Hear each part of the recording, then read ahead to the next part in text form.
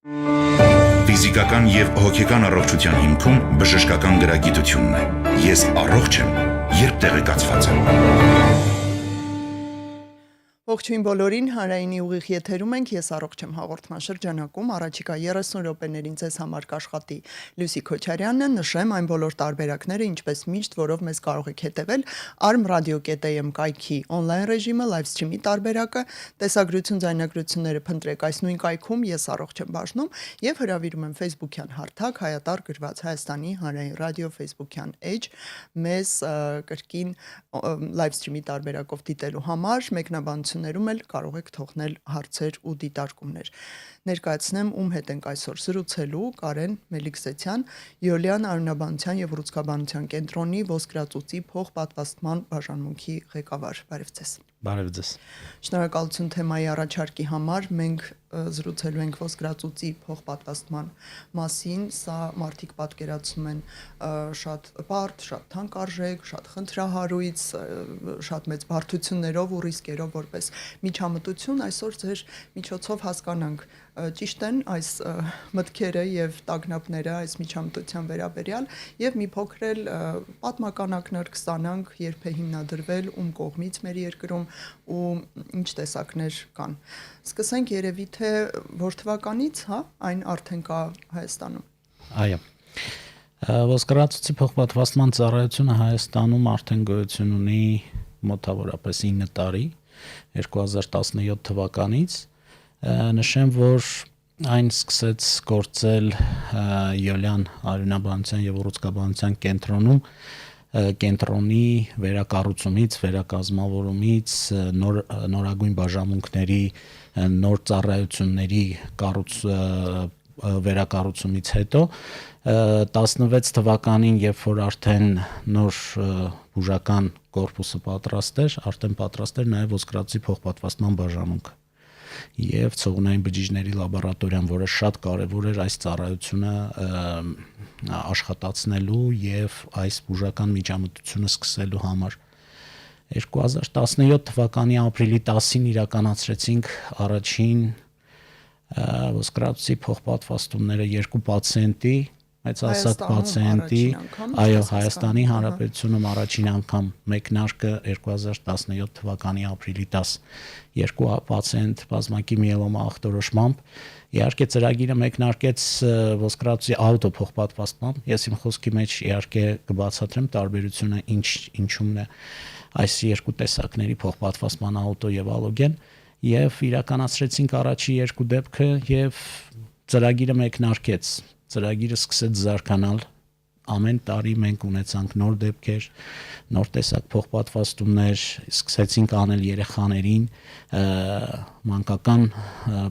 ուռուցքաբանության ոլորտում, սկսեցինք իրականացնել ոսկրածուծի փոխպատվաստում եւ ծրագիրը աստիճանաբար ունեցավ իր դրամաբանական զարգացումը մինչեւ այսօր աստիճանաբար եւ կայուն զարգացում ունեցանք մենք այս ծրագրի։ Իհարկե ծրագիրը ինքը թանկարժեք է։ Մեր թիմը մինչև 2017 թվականը արդեն պրակտիկ տեսանկյունից եւ գիտելիքների տեսանկյունից պատրաստ էր, սակայն դրա համար անհրաժեշտ էր ֆիզիկական արկայությունը բաժանմունքի եւ որոշ նոր ծառայությունների արկայությունը, մասնավորապես նոր լաբորատոր հետազոտությունների, որոշակի դեղորայքների արկայություն եւ այս ամենը, որ արդեն հասունացավ, մենք կարողացանք այն իրականացնել։ Որոնք կրկին չկային մինչ այդ Հայաստանում։ Այո, մինչև այդ չկար Հայաստանում եւ ավելին ասեմ, որ ինքը պահանջում է ենթակառուցվածք, մեծ ենթակառուցվածք, այսինքն այստեղ ոչ միայն բաժանմունքի կարևորությունն էր ֆիզիկապես արկայության, այլ նաև այդ լաբորատոր ծառայությունների, ռեանիմացիոն բաժանմունքի արկայություն, արյան հավաքագրման եւ արյան բաղադրամասերի, որը իհարկե կար մինչեւ այդ, բայց նորագույն որոշակի տեխնոլոգիաների ներդրում կար, օրինակ մասնավորապես արյան բաղադրամասերի ճառագայթում, այս ամենը արյան նույն ցողունային բջիջների հավաքագրումը, հա, որը նույնպես իրականացվում է մեր արյան ծառայության աշխատակիցների կողմից, եւ այս ամենը անհրաժեշտ էր, որպեսզի մենք ունենայինք կոմպլեքս ենթակառուցվածք եւ կարողանայինք մեկնարկել այս ծրագիրը։ ինքը իրականում այո, ստեղծման տեսանկյունից շատ բարդ է եւ ես կարող եմ նշել, որ շատ նույնիսկ տնտեսապես զարգացած երկրներում արևմուտքի որոշ երկրներում, որոնք անցնում են իհարկե նոր զարգացման ճանապարհ, մասնավորապես որոշ արևելյան Եվրոպայի երկրներում այս ծառայությունը նույնպես երիտասարդ է եւ շատ դժվար է զարգանում։ Կան նույնիսկ երկրներ, որոնք դեռ չունեն կայուն զարգացած ոսկրածի փոխպատվաստման ծրագիր։ Իհարկե մենք դեռ զարգացման փուլում ենք այս ծրագրի, սակայն ես ինքս արդեն զգում եմ, որ ծրագիրը արդեն հասունանում է եւ հասնում է այն կայուն զարգացման մակարդակին, որը որ մեզ անհրաժեշտ էր ունենալ, որպեսզի մենք կարողանանք այս ծառայությունը ամբողջովին մատուցենք մեր ազգաբնակչությանը։ Արդեն ամուր ոտքի վրա կանգնած է եւ ել ոչինչ չի սպառնա, ասենք, չստացվելու կամ ձախողելու առումով։ Մենք արդեն ոնց որ թե ունենք։ Իսկ ինչ կասեք զարգացած երկրների մասին, այնտեղ պատմությունն ինչպես է ընթացել, երբ է սկիզբը, ինչու է մեզ մոտ ուշացել, կային արդյոք բացի ֆինանսական եւ տեխնոլոգիական խնդիրներից նաեւ մի փոքր մասնագիտական, միգուցե բժշկագիտական չհասցնելու խնդիրներ։ Գլոբալ, եթե գնանք հետ, այսինքն գնանք 20-րդ դարի կեսեր, հա, 50-ական թվականներին, հա, հաշվի առնելով այն փաստը, որ միջուկային էներգիայի զարգացման հետ, նոր միջուկային զենքերի կիրառման հետ, հա, որովհետև պատմությունը գնում է դեպի միջուկային զենքի կիրառում, ցավոք սրտի։ Երբ որ բոլորիս հայտնի դեպքերից հետո Ճապոնիայում առաջին անգամ կիրառվեց միջուկային զենք եւ մարդկանց մոտ նկատվեց ոսկրածուծի աշխատանքի ընկճում եւ գիտնականները սկսեցին հետազոտել եւ հասկանալ ինչու նախ խնդիրը ինչի է միջուկային զենքը այսպես ազդում ոսկրածուծի վրա եւ մարդկանց մոտ առաջանում են լուրջ խնդիրներ եւ մարդիկ մահանում են եւ փորձել վերականգնել այն, հա, եւ ներարկել առողջ ոչ թե արյուն, այլ ոսկրածուց, այս սա է հիմքը դրել ոսկրածուծի զարգացման, ցավոք սրտի ոչ լավ թեմայով, այո, հիմքում ընկած է միջուկային զենքի կիրառումը, բայց ցավոք սրտի բոլոր գրքերում ոսկրածուծի փոխպատվաստման ծառայության զարգացման գրականության մեջ նշվում է միջուկային զենքի կիրառումը։ Եվ հետագայում աստիճանաբար իհարկե որպես հիմնադիր արյունաստեղծողունային բջիջների մենք պետք է կիրառենք երկու տերմին նշեմ, որ ոսկրածուծի փոխպատվաստումը իրականում դա արյունաստեղծողունային բջիջներն են ոսկրածուծի եւ հիմա ավելի շատ կիրառվում է արյունաստեղծողունային բջիջների փոխպատվաստումը։ Կամաց մենք եզրույթը փոխել ենք, մոտենում ենք գիտական ավելի գիտական մոտեցման արյունաստեղծողունային բջիջների փոխպատվաստման հիմնադիր համարվում է ամերիկացի գիտնական Դոնալդ Թոմասը եւ նա ստացավ դրա համար Նոբելյան մրցանակ։ Իրականում սկսեցին կիրառել 60-ականներից, սակայն երբ որ գիտնականները, բժիշկները սկսեցին կիրառել արյունաստեղծողունային բջիջների փոխպատվաստումը այդ տարիներին, զգացին, որ կան այլ խնդիրներ, հա, բարդություններ եւ աստիճանաբար սկսեցին նոր խնդիրների լուծումը փնտրել։ Ինքը շատ բարդ ճանապարհ է անցել, հավատացեք, եւ միայն արդեն հասնելով 90-ականներ, հա, 2000-ականներ աստիճանաբար բուժական ծրագրերը ավելի համակարգված դարձան եւ մենք հիմա գտնվում ենք շատ ավելի լավ իրավիճակում, քան այն ժամանակ մեր գոլեգաները։ Այդ իսկ պատճառով ոսկրածուծի փոխպատվաստումը իրականացնել 21-րդ դարում լրիվ այլ է, քան 20-րդ դարի կեսերին։ Երբ նրանք նոր փորձում էին դա նրանք անցան այդ դժվարագույն ճանապարհը, ել չխորանանք ինչ բարդություններով են նրանք անցել, ինչին են հանգել, որովհետև մենք որ խոսենք արդեն բարդություններից, ոսկրածուծի փոխպատվաստման արդեն կարելի է կռահել, թե ինչի մասին էր խոսքը։ Այո, մենք կհասնենք ռիսկերին եւ հնարավոր վտանգներին, որովհետև մարդիկ հենց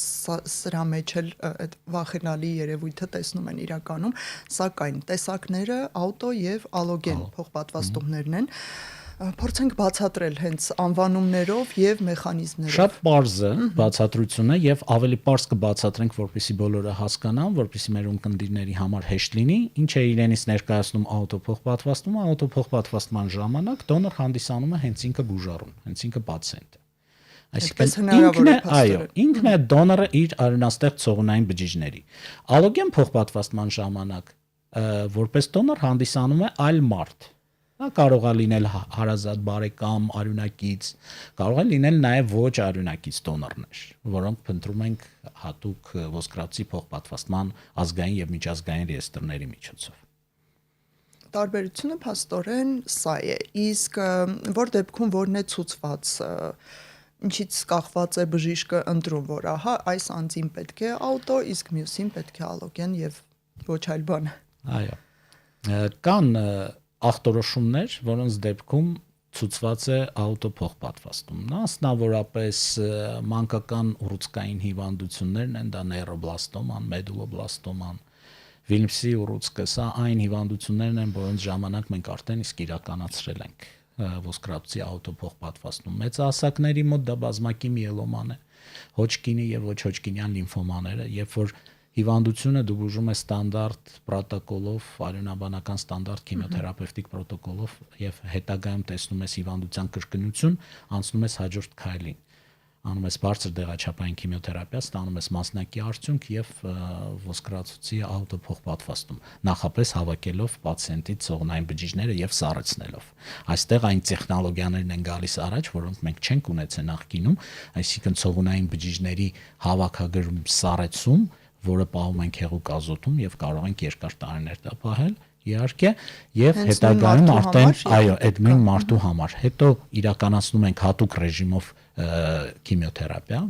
բարձր դեղաչափային, ոչնչացնում ենք արյունաստեղծումը եւ նաեւ ոչնչացնում ենք մնացորդային ուռուցքային բջիջները եւ ներարկում ենք առողջ ցողունային բջիջներ։ Այսինքն պացիենտից հավաքագրված նախապես արդեն այդ ցողունային բջիջները եւ հետո սպասում ենք արյունաստեղծման վերականգնմանը։ Սա կարելի է պարզ լեզվով անվանել ռեստարտ, հա, օրգանիզմի ռեստարտ։ Սեփական միջոցներով եւ իհարկե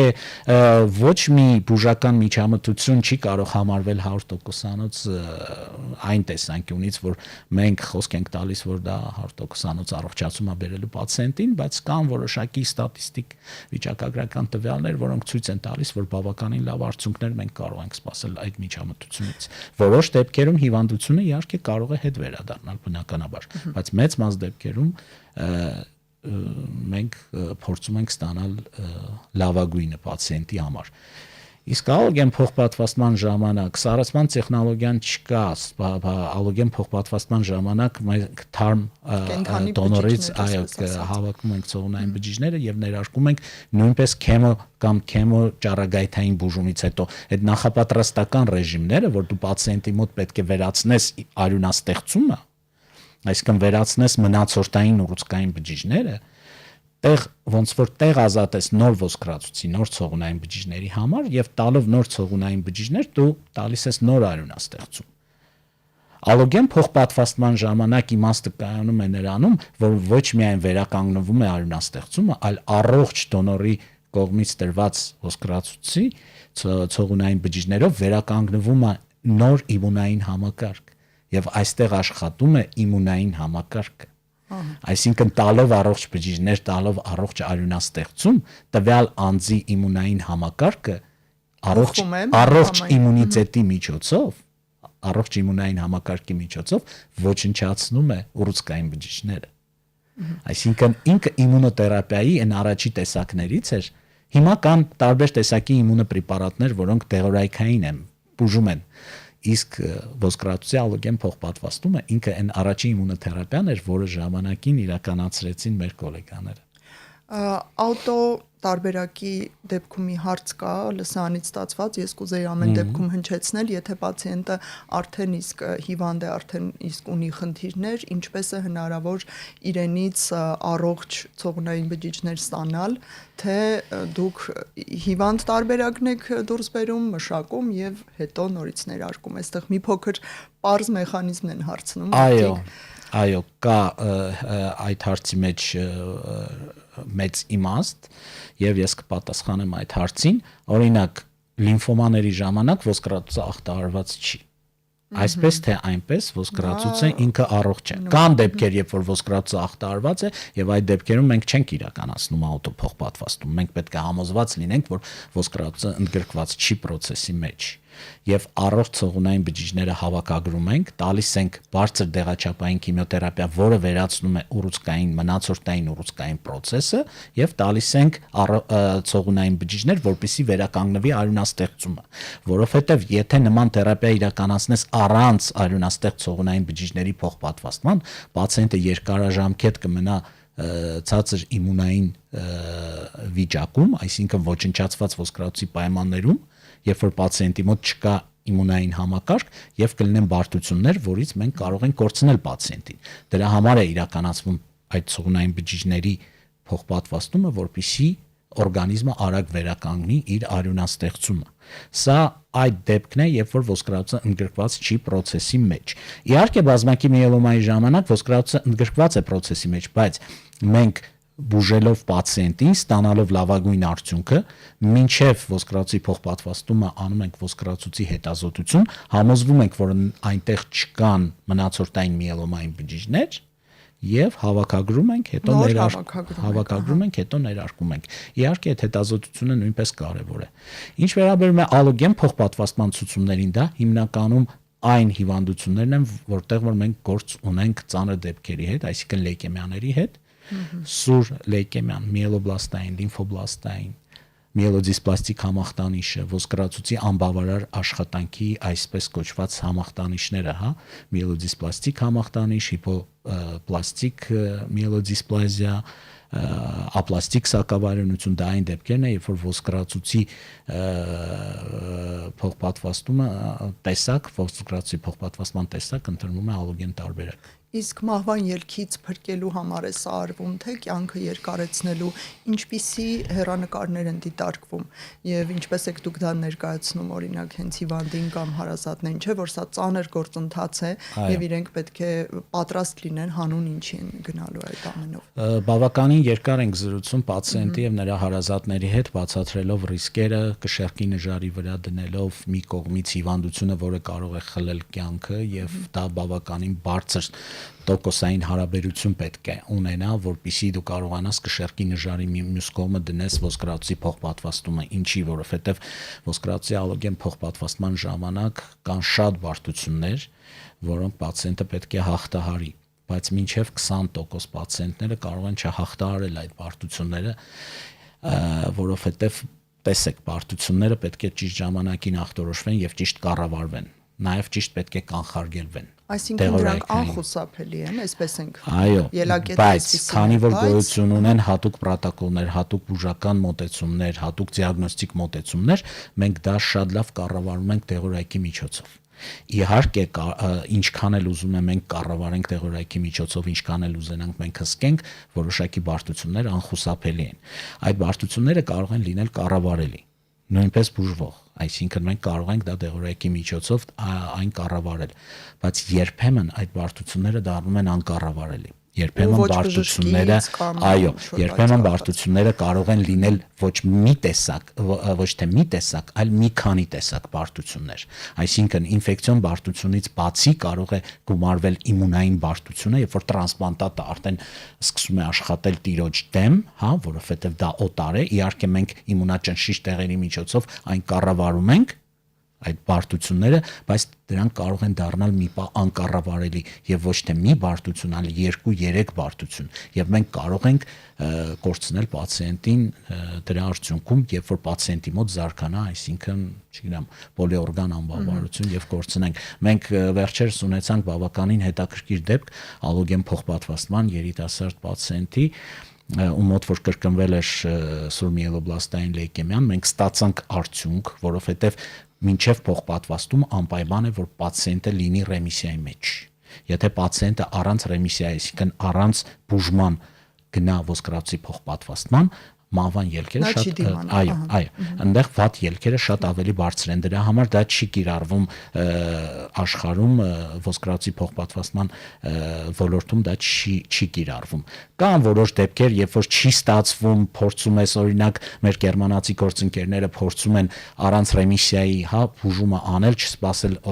վերականգնման ոսկրածուցի չսպասել արդյունքի եւ մտնել փոխպատվաստման, բայց ելքերը մեծամասամբ այնքան էլ լավը չեն եւ ցանկալի չի նման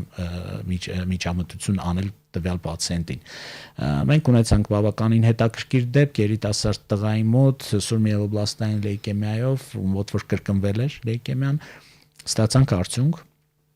գնացինք փոխպատվաստման ալոգեն ունեցանք տարատեսակ բարդություններ, դա մեկը չէր, դա երկուսը չէր, դա երեքը չէր։ Երևի, երբ որ մենք արդյունքը վերջում ամփոփեցինք, մենք տեսանք, որ դա մոտավորապես երևի թե մի 8, եթե չեմ սխալվում, թե 10 բարդություն էր։ Բայց հաղթահարելով ամեն մի բարդությունը մենք շարժվեցինք առաջ եւ փառք Աստծո արդեն 140 օր է այդ տղան դուրս է գրված եւ ինքը գտնվում է լավ։ Նույնիսկ դուրս է գրված, այսինքն վերադարձել է։ Եվ նրա ոսկրածը մենք հետազոտեցինք, հետ փոխպատվաստումային գնահատական կա ալոգեն փոխպատվաստման, պետք է գնահատես արյունաստեղծումը դոնորինն է թե ոչ, դա է հաջողությունը ալոգեն ոսկրածի ալոգեն փոխպատվաստման եւ 99% եւ ավել դոնորի արյունաստեղծումները, այսինքն ամբողջությամբ արյունաստեղծումը փոխվել է։ Ոյ այս արդյունքների իսկապես շատ հուզիչ են այս դեպքում։ Եվ սրա համար է արվում սա, սրա համար է արվում իրականում, որովհետև այն երիտասարդը երևի թե դա լիներ 10 տարի առաջ կամ, չգիտեմ, 8 տարի առաջ ինքը շանս չէր ունենա, որովհետև բավականին դժվար է մեկնել արտերկիր այս փոխպատվաստումը անցնելու համար, ինքը շատ թանկ է արտերկրում։ Իսկ այստեղ Հայաստանում ինչպես է բաշխվում ֆինանսական ծանրաբեռնվածությունը, թե ամբողջը դեռ պացիենտի վրա է։ Ես կուզենայի խոսել ֆինանսական բերից ոսկրածի փոխպատվաստման, որովհետև դա նույնպես շատ կարևոր է։ Իհարկե, որպես բժիշկ մեզ հետաքրքիր է հիվանդի առողջությունը եւ արդյունքը, եւ ես ավելի շատ սիրում եմ խոսել բժշկական թեմաներից, բայց ֆինանսականը անխուսափելի է, այո։ Որպեսզի սկսենք խոսել ֆինանսներից, ես կուզենայի համեմատական անել, Ամերիկայի Միացյալ Նահանգներ ալոգեն փոխպատվաստման գումարները 800,000-ից մինչև $1 միլիոն, Արևմտյան Եվրոպայի երկրներում, մասնավորապես Արևմտյան Գերմանիայում, մինչ օրս մենք իհարկե այդպես ենք կոչում, որովհետև կա տարբերություն արևելյան հատվածի Գերմանիայի գների, մինչև 300,000-ից մինչև 500,000 եվրո, Արևելյան Եվրոպայում 100-150,000 եվրո, հետսովետական երկրներում, Ռուսաստան, Բելարուս 100-150,000 Հայաստանի Հանրապետությունում այդ գումարը իհարկե ավելի ցածր է, բայց ինչպես են ֆինանսները բաշխվում։ Փառք Աստծո, մենք հիմա ունենք մեծ աջակցություն 18 թվականի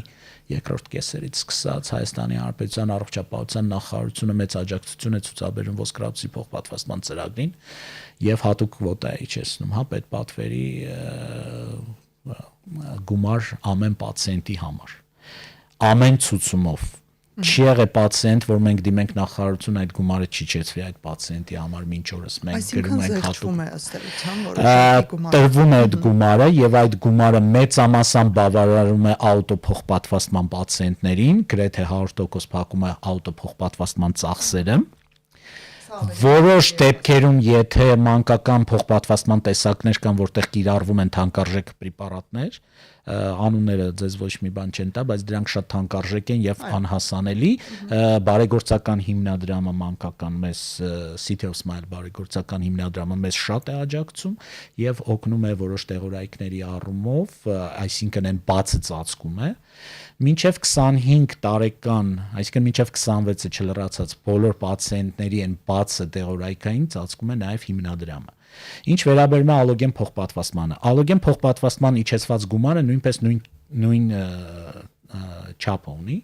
բայց սա չի հերիկում ալոգեն փոխպատվաստման, քանի որ իմ խոսքից դուք հասկացաք, որ այնտեղ բավականին շատ բարդություններ կան, այնտեղ դիագնոստիկա կա, նոր դեղորայքներ կան եւ ամեն ինչը, եւ դրա համար այն բավարարում է միայն 30% մեր ծախսերի, այսինքն 1/3, 2/3 բեռը ընկնում է կամ բարեգործական հիմնադրամի մինչև 26 տարեկան երեխաների եւ երիտասարդների համար եւ 26 տարեկանը լրացած եւ բարձրը կամ պացիենտը ինքն է հոգում իր ծախսերը կամ դրամահավաք է կազմակերպում կամ դիմում է որոշ այլ հիմնադրամների, ովքեր որ աջակցում են նաեւ մեծահասակներին, այսինքն այդ գումարները հավաքվում են տարբեր բարերարների եւ երբեմն պացիենտների համիջոցներով, բայց դա աստիճանաբար կարծում եմ փոխվելու է ժամանակի ընթացքում մենք սպասում ենք ավելի մեծ աջակցություն ապագայում կառավարության կողմից եւ որոշակի հարցերում ինձ թվում է ավելի այդ բեռը աստիճանաբար իջնելու է, սակայն ինչքան էլ այդ ծավալը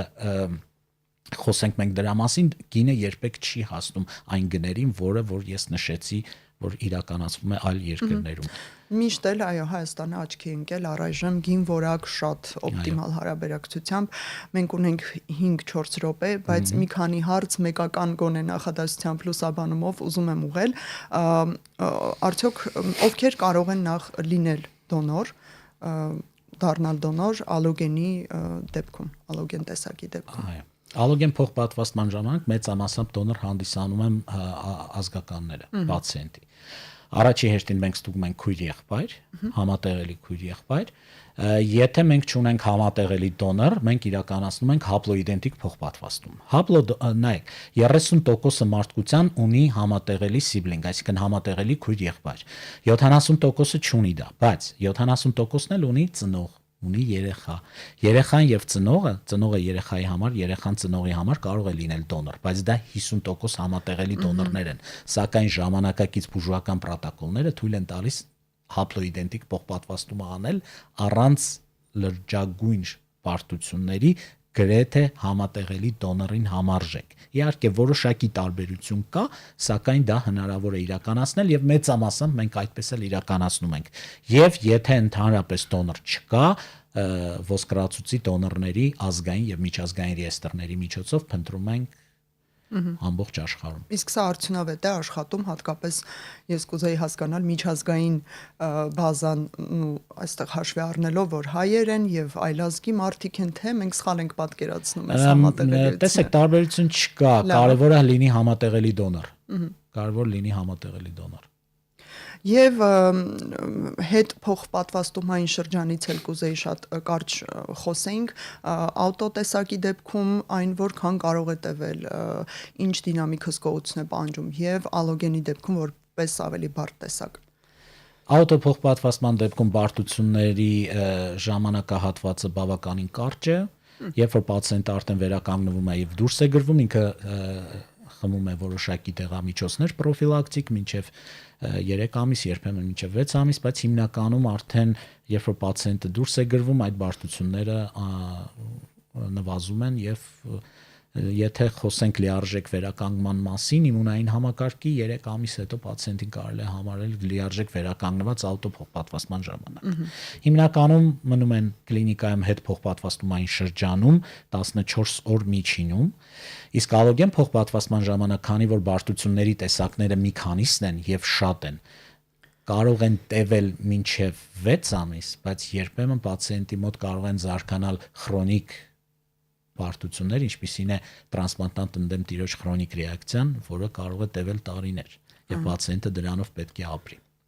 Միգուցե մինչև կյանքի վերջ ստիպված լինի որոշակի դեղամիջոցներ ընդունել։ Լավ, շատ շնորհակալություն։ Այստեղ կանգ առնենք, թեման շատ ընդարձակ է եւ մենք կարող ենք եւս երկու լիարժեք եթեր իսկապես անել սրա վերաբերյալ, բայց եթերն ավարտված է, զրուցեցինք Յոլյան արյունաբանության եւ ուռուցքաբանության կենտրոնի ոսկրածուծի փոխպատվաստման բաժանմունքի ղեկավար Կարեն Մելիքսեթյանի հետ։ Ես մաղթում եմ մեծ հաջողություն ձեր թիմին եւ հիմնած այս մեծ ենթակառուցվածքին եւ հույս ունեմ, որ այն միայն կզարգանա ու նույնիսկ տուրիզմի համար կծառայի, որովհետև նորից եմ ասում, գին որակ հարաբերակցությունը Հայաստանում ընտիր է։ Ձեզ համար աշխատեց Լուսի Քոչարյանը, ցտեսություն բոլորին։ Ֆիզիկական եւ հոգեկան առողջության հիմքում բժշկական գրագիտությունն է։ Ես առողջ եմ, երբ տեղեկացված եմ։